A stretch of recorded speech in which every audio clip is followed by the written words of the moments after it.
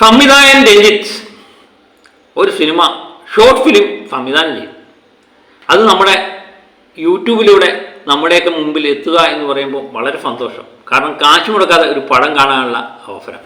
കഥാകൃത്തുകളിൽ ശ്രദ്ധേയനായ VR സുധീഷിൻ്റെ കഥയെ ആസ്പദമാക്കി ഇത് എന്ന് കണ്ടപ്പം നമുക്കൊരു താല്പര്യം തോന്നി. കണ്ടു കഴിഞ്ഞപ്പം എനിക്ക് തോന്നുന്നു രഞ്ജിത്തിൻ്റെ പഴയ കാലമുണ്ട്, ഈ മായാമയൂരും ആറാം തമ്പുരാനും ഒക്കെ എടുത്ത ആ കാലത്തിൽ നിന്ന് ഒട്ടും മാറ്റിയില്ല. കാലത്തിനനുസരിച്ച് മാറിയിട്ടേ ഇല്ല രഞ്ജിത്ത്. സാഹിത്യകാരന്മാരായ ഒരു കൈ സിഗരറ്റും മറുകൈയിൽ റമ്മിൻ്റെ ബോട്ടിലും വേണം എന്ന് ആരോ എന്നോ പറഞ്ഞു കൊടുത്ത ആ ക്ലീഷെ സാധനത്തിൽ പിടിച്ചിരിക്കുകയാണ് ഇപ്പോഴും രഞ്ജിത്ത്. ഒരു പുരുഷനാകണമെങ്കിൽ ഇങ്ങനെയൊക്കെ ആയേ പറ്റും. അത് അവതരിപ്പിക്കുന്ന ആര്? പ്രസിദ്ധ സംവിധായകനായ ശ്യാമപ്രസാദ്.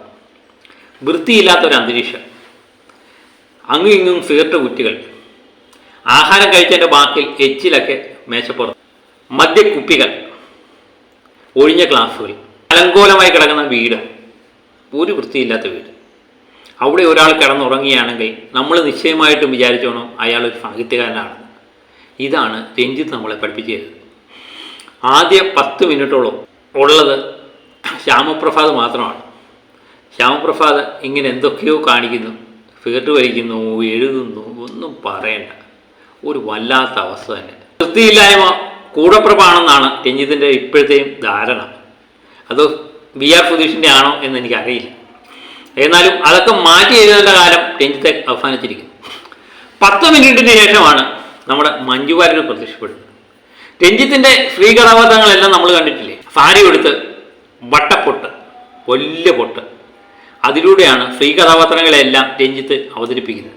അത് രഞ്ജിത്തിൻ്റെ ഇഷ്ടപ്പെട്ട സ്ത്രീ കഥാപാത്രങ്ങളാകാം. മഞ്ജു വാര്യനെ ആറാം തമ്പുരാനെ കണ്ടു. എനിക്കൊന്നും മിഴി രണ്ടിലുമാണെന്ന് തോന്നുന്നു. ദിലീപിൻ്റെ ഒരു ചിത്രമുണ്ടല്ലോ, അതിലെ കാവ്യമാധവനെയും ഇങ്ങനെയൊക്കെയാണ് അവതരിപ്പിച്ചത്. മിക്കവാറും സ്ത്രീ കഥാപാത്രങ്ങളൊക്കെ അങ്ങനെ തന്നെയാണ്. അങ്ങനെ വരുന്നു. അവസാനം ശ്യാമപ്രസാദിന് മനസ്സിലാകുന്നു ഇതെല്ലാം തൻ്റെ തോന്നലാണ്. വെള്ളമടിച്ച് കിറങ്ങി നടക്കുന്നതിൻ്റെ ഓരോ തോന്നലുകളെ ഇതാണ് ഈ 20 മിനിറ്റ് നമ്മളെ കൊണ്ട് കാണിപ്പിച്ചത്. 3 കഥാപാത്രങ്ങൾ മാത്രമേ ഉള്ളൂ: ശ്യാമപ്രസാദ്, മഞ്ജു വാര്യർ, അഫീഫ് നെടുവങ്ങാട്. അഫീഫ് നെടുവങ്ങാട് ഈ ചിത്രത്തെ അവതരിപ്പിച്ചത് ഒരു ഓട്ടോ ഡ്രൈവറുടെ വേഷം, ഒരു ഓൺ അടിക്കുന്നു എന്ന് പറഞ്ഞു. മമ്മൂട്ടി കമ്പനിയുടെ ചിത്രമായതുകൊണ്ടാകാം അഫീഫ് നെടുവങ്ങാട് ഈ ചിത്രത്തിൽ അഭിനയിച്ചത്. ഇനി മമ്മൂട്ടി കമ്പനി ഈ ചിത്രത്തിലേക്ക് വന്നത് ഒരു പക്ഷേ പ്രൊമോഷൻ്റെ ഭാഗമായിരിക്കും. അല്ലെങ്കിൽ ആരെങ്കിലുമൊക്കെ പടം കാണണ്ടേ? മമ്മൂട്ടി കമ്പനി രഞ്ജിത്തിനെ വെച്ച് ഒരു പടം ഷോർട്ട് ഫിലിം സംവിധാനം ചെയ്യുന്നുവെന്ന് പറയുമ്പോൾ എന്തൊക്കെയോ വലിയ സംഭവമാണെന്ന് തോന്നലുണ്ടാക്കിക്കോട്ടെ എന്ന് വിചാരിച്ചാൽ ആരെങ്കിലുമൊക്കെ കാണണ്ടേ? ഏതായാലും 20-22 മിനിറ്റ് കൊണ്ട് തീർന്ന ഒരു പടമായതുകൊണ്ട് വലിയ കുഴപ്പമില്ലാതെ ഇതൊക്കെ കാശ് കൊടുത്ത് കാണേണ്ടി വന്നാലുള്ള അവസ്ഥ വളരെ പരിതാപകരമായിരുന്നു.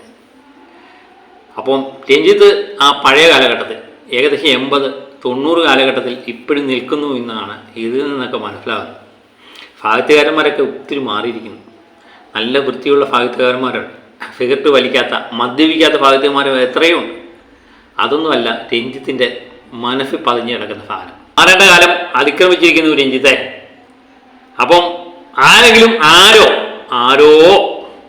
കണ്ടിട്ടുണ്ടെങ്കിൽ, എനിക്ക് ആരോ എന്ന് കേൾക്കുമ്പോൾ ആരോ വിരൽ മീട്ടി എന്ന് പറയുന്ന ആ പാട്ടാണ് ഓർമ്മ വരുന്നത്. ഏകാന്തതയാണ് ഒരു വിഷയമായിട്ട് അവതരിപ്പിച്ചിരിക്കുന്നത്. അത് ജനങ്ങളിലേക്ക് എത്രമാത്രം എത്തി എന്നുള്ളത് സംശയകരമാണ്. ഏതായാലും ഇത്രയൊക്കെ മതി. കാരണം 20 മിനിറ്റ് ദൈർഘ്യമുള്ള ഒരു ഷോർട്ട് ഫിലിമിൻ്റെ റിവ്യൂ ഒരു 5 മിനിറ്റിലൊക്കെ ഒതുക്കുന്നതാണ് നല്ലത്. കൂടുതലായിപ്പോയി കഴിഞ്ഞാൽ ചിലപ്പം രഞ്ജിത്തിൻ്റെ പടം തന്നെ തോറ്റു. ആരെങ്കിലും കണ്ടിട്ടുണ്ടെങ്കിൽ കമൻറ്റ് ചെയ്യുക, നിങ്ങൾക്ക് എന്ത് തോന്നി എന്നുള്ളത്. എനിക്ക് ഇതൊക്കെ തന്നെയാണ് തോന്നിയത്.